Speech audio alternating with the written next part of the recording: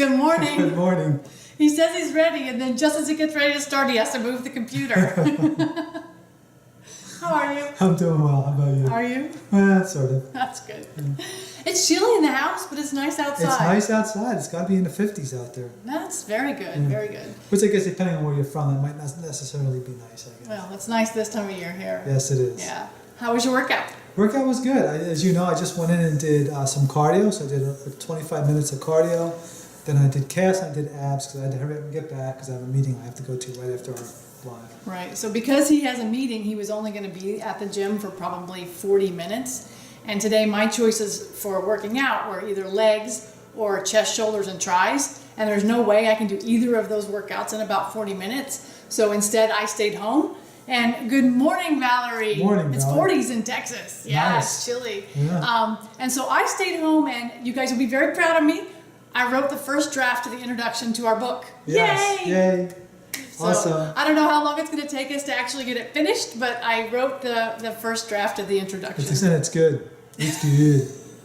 It's a first draft. So I will probably go to the gym later today, maybe, and try and get my workout in. I don't know if I'll do some cardio or if I'll just go ahead and do either legs or chest, shoulders, and tris. We'll see. Mm-hmm. But I have to go after Russ gets back because over the weekend my car has decided it doesn't want to start.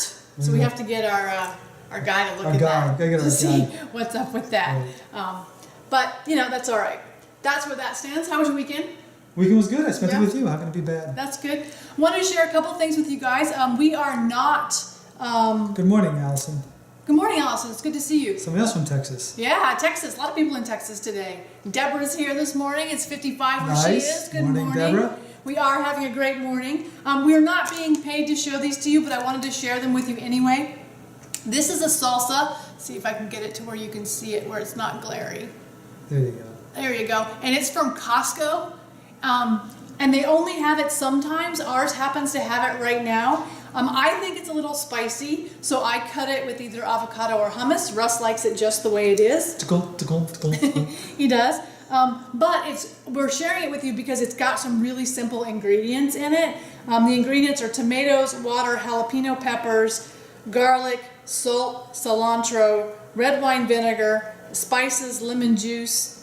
Yep, and lemon juice. That's it. That's all it says. And it's really good. We love it on potatoes. So if you have a Costco near you, I would definitely recommend it. They also have it online, but it's a little more It's a expensive lot online. more expensive online. And it says right on the front of it, not responsible for obsession. So it's a really good salsa if you're looking for a salsa that has simple ingredients in it. This is a good one. It's a little runny, it's not super chunky, but we like it, we enjoy it. So I wanted to recommend that. I also wanted to show you this farro. Since we talked, there we go.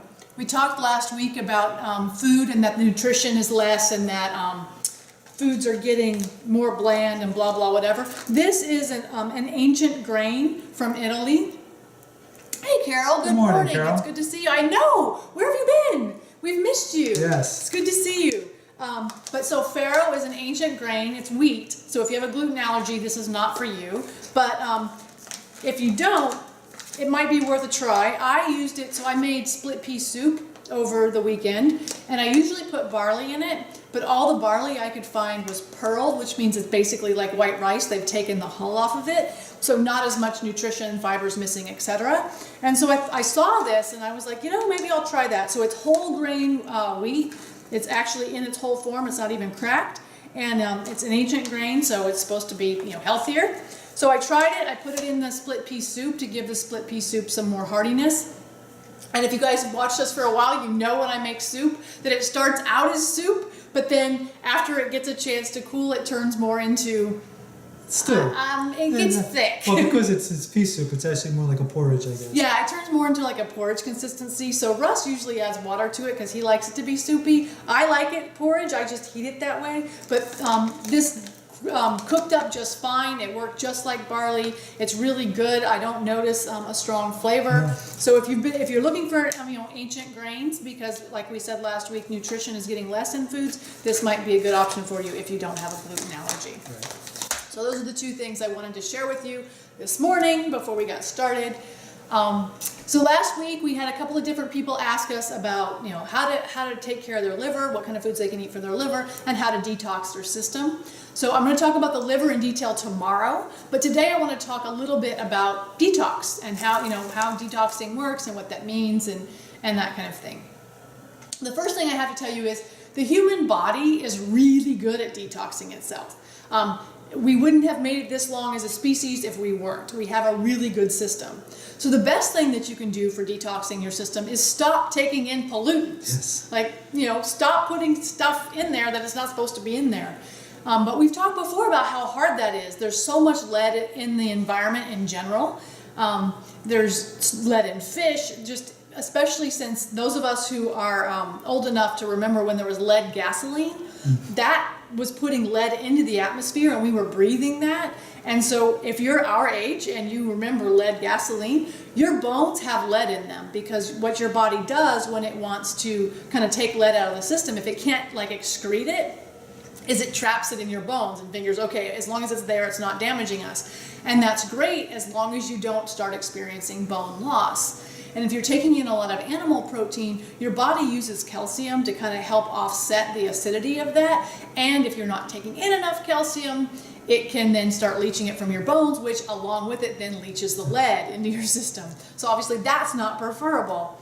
So you're going to want to obviously make sure your calcium is up. Be taking in your green leafies. Eat it with a citrus so that your calcium is bioavailable. Those kind of things are going to be really helpful for making sure the lead that's in your bones stays there, but you're still taking it in, especially if you're eating fish. So then, what are your options? What can you do about that? And this is true for all pollutants. What are your options? So one thing that you can do is that sweating removes toxins. You probably know this. This probably isn't news to you.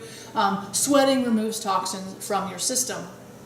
You can do that in a couple of different ways. You can exercise, which we recommend anyway. I did a lot of sweating this morning. It's a good idea. So, get some exercise, get your sweat on. Make sure you're staying hydrated. Drink water. Your body can't sweat effectively if you're not drinking water. And water in general is going to help, rinse toxins through, help your body remove toxins, help your liver. You know this. That's not news either. Staying hydrated, super important, and hydration with water, super, super important. So you can do that. One of the things they did find, I read a study that was really interesting because they found that sweating, in a sauna, can help. So if you have access to a sauna, do that. I said that's the next thing. In our next house, I'll have a sauna in it. And that's what you want next, Yes. is the sauna? Okay. All right, so that's going to help you some. But they did I found an interesting study where they said, okay, well, so if sweating helps, we're going to take some kids and have them play some basketball, and then we're going to measure their lead exposure, lead in their system before and after. And so they did, but bizarrely, their lead exposure went up.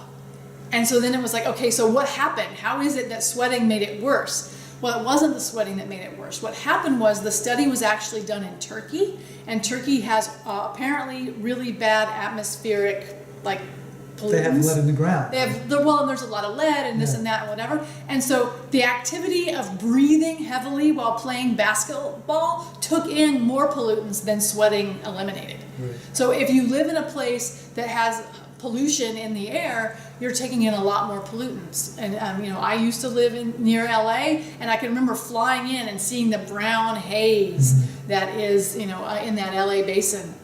So if you live in a place like that, just breathing, you're taking in a lot of pollutants. So you're going to want to be doing, sweating and getting that stuff out as much as you can. Another option is that you can, eat foods that are good for you. Was there one other one? I didn't bring my notes down.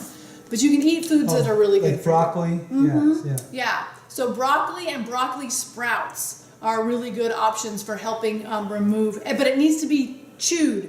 Don't blend it up. Chew it. And if you cook it, if you overcook your broccoli, it's going to be too much, and you're going to get rid of the benefits. I do want to show you my broccoli sprouts. I've showed these to you guys before, but I wanted to show them again since we're talking about them. I don't have any fancy contraption that I grow broccoli sprouts in. This is literally just a jar, that I got. This one was a applesauce jar, and I just put seeds in it. You want to grab the seeds a second? Can you find them? And these are about a week old now. You can see they have little roots on the bottom, and they look pretty good. They're pretty yummy. I've started eating them, but they're pretty easy. Is this them? Yes, that's them. Okay. So you can You can buy broccoli seeds, and these are organic sprouting premium quality seeds. I just bought them online at at Amazon, and they're little tiny beads, and they get everywhere, so don't spill them because they're a disaster. I think they're available on our website. But not Are they? Yeah, I So believe if you go to the resources page of our website, you can get those, and if you go through our website to get them, we get a couple of pennies for recommending them. But you put about a tablespoon of them just in a jar. I have a coffee filter and a rubber band. Soak them for about 24 hours, and then dump the water out. I just use a tea strainer, like I dump them in a tea strainer and then put the seeds back in there. And then put your, and this is more just to keep bugs out than anything else. And put that on there, and then let them grow. You can start eating them at about 2 days. I usually wait till I can see that they're growing, because they do sprout in about 2 days. And just rinse them with water about every 24 hours. And then when they get like this, they're really good on salad. I'm getting hungry just looking at them. I know, on a fasting day, it's On a bad fasting news. day, we'll go with my soup later on. But they're super good for you. Great option for detoxing, because they have, and sulfate something. I wrote it down and I left my notes upstairs. Sorry, I can't tell you what's in it. That's good for you, but it is. And these don't have that strong broccoli flavor. So if you don't like broccoli, this is a good option. And it's funny because that flavor, that broccoli flavor, is actually the good stuff that's in it. And broccoli designed it to keep animals from eating it. So you can also put some lemon on it, put some garlic on it. That makes it really good. But broccoli sprouts are really good for detoxing. They're super easy to grow. I literally just set them on the counter and then eat them. I typically will have 2 of these going at a time. This one's further along, and then I'll have one that's like 5 days behind it. And then just water them every day and dump the water out. Like there's no water in here right now because I haven't watered it yet. They need to be eaten. They do need to be eaten. So that's what I would recommend as far as that goes. Do you have anything you wanted to add? No, I think you covered it all. Okay. I am going to do more research on things you can do for your liver, because I know you, yes, that word. Yeah, Adele good job, wrote. Adele. I knew it was something. Sulforaphane. Yeah, anyway. Eat broccoli and broccoli sprouts. They're good for your liver, and they're good for helping you detox. Yeah. And they're super easy to grow. So I would definitely say, I'm sure you have a jar in your house somewhere and a coffee filter, and grow yourself some broccoli sprouts. They're easy. Right. I think that's all I've got for them. I'm going to do more, like I said, more research about liver for tomorrow, and then we'll give you some more foods and ideas and things that you can do. But basically, sweat, avoid pollutants, drink lots of water, and eat some broccoli. That's going to help you detox. And your body's good at it, so just give it a chance to do that. Exactly. If you guys are getting value out of these, please go over to our Facebook page and make sure you like it, of course, and follow us. And give us a recommendation. Give us the 5 stars that says, hey, we're doing a good job. There's a lot of people who look at those. And one person said she didn't know us, but she accidentally clicked the button, and so she gave us a neutral. So she gave us 3 stars, which bumped our stars down from 5 to 4.8. So I'm kind of sad about that, but that's the way it goes. Sorry, I saw Brandy's smiley faces and it got me distracted. So make sure you go over and give us a 5-star rating. That would be awesome.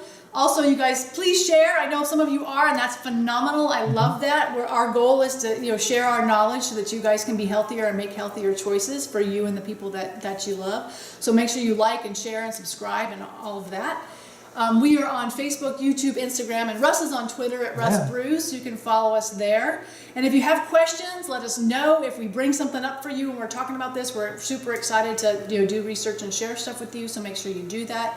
You can pop over to our website, rnrjourney.com, which is the hashtag I have up there at the top, rnrjourney.com. We have lots of information. You can sign up for our newsletter, and you can join and become a member, and you can get access to even more exclusive content on the community page. You can get access to my notes and quotes, which are the notes that I type up from the books that I read, so you don't have to read them. You can just read my notes.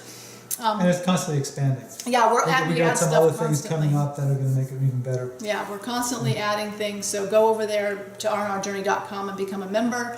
And if you're interested in our webinar, it's at howtofeedahuman.com. That's where you can get the foundational knowledge of what to eat, when to eat, and why you eat, and get access to our masterclass. I think that's all I have for them today. I said lots. That's a lot. All right. Okay. And so with that, on this Monday, we will say, eat real food, mostly plants. Have a great day. Have a good one. We'll see you tomorrow.